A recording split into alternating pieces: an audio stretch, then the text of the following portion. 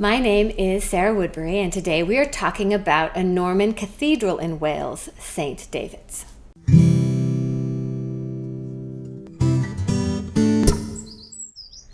So, unlike in last week's video where Gerald's identity was a little bit conflicted between being Norman and Welsh, St. David was Welsh. Yes, absolutely he was Welsh, and he was one of the original saints of the 6th century, along with St. Kentigern and St. Gwenfrewi that we talked about in earlier videos.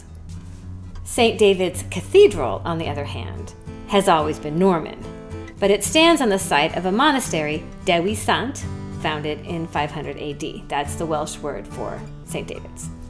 Like the other saints we talked about earlier in this season of videos, he was known for miracles, the most famous of which was the rising up of a hill on the spot where he was preaching. His symbol is the leek, which is why Welsh soldiers in the Middle Ages were known to go into battle with a leek pinned to their clothing, and the leek remains a national symbol of Wales. Such was the renown of the monastic community, even hundreds of years after David's death, that King Alfred is said to have called upon the monks at St. David's to rebuild the intellectual life of the people of Wessex. The monastery was also sacked at least 10 times by Norse raiders, culminating in the arrival of the Normans themselves in 1081, when William the Conqueror visited St. David's. Very shortly thereafter, this area of Wales, known as Pembroke, came under Norman control. At that point, King Henry I appointed the first Norman bishop and began construction of a cathedral.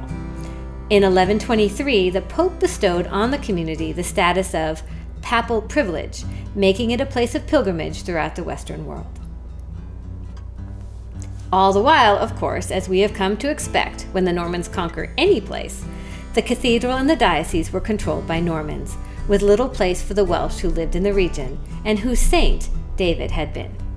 Rather than a monastery of Welsh monks, St. David's became the lavish seat of a bishop. In 1284, King Edward I visited St. David's on a pilgrimage, after which the bishop at the time began construction of a massive palace for himself.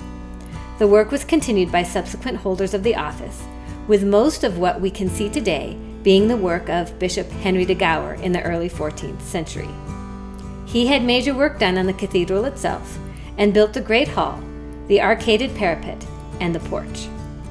In addition, he is also responsible for the construction of 2 great ranges, the East Range, which is the simpler of the two, and a much grander South Range built for entertaining. What's fascinating about this structure is that it is a palace.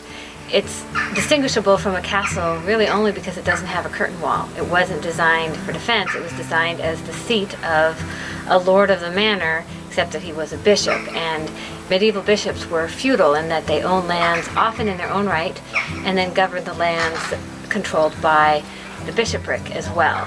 So when this was built in the 13th century, the bishop wanted to create something that would stand out, there's corbels, there's tiles, there's ornate stonework all throughout this as a symbol of his power and importance.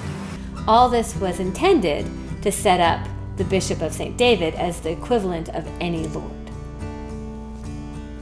Throughout the next many hundreds of years, though the saint for whom the church was named was Welsh, the Normans maintained control of the church and the palace until, like all the churches in Wales, the Reformation changed everything.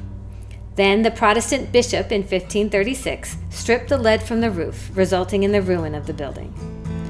The church itself was converted to the Church of England, and the cathedral still has services today. Next week, we'll be talking about a subject which is probably long overdue: monastic orders in the Middle Ages. You will not put that in the video. Oh my gosh. Sorry. Go ahead. Thanks for watching my video.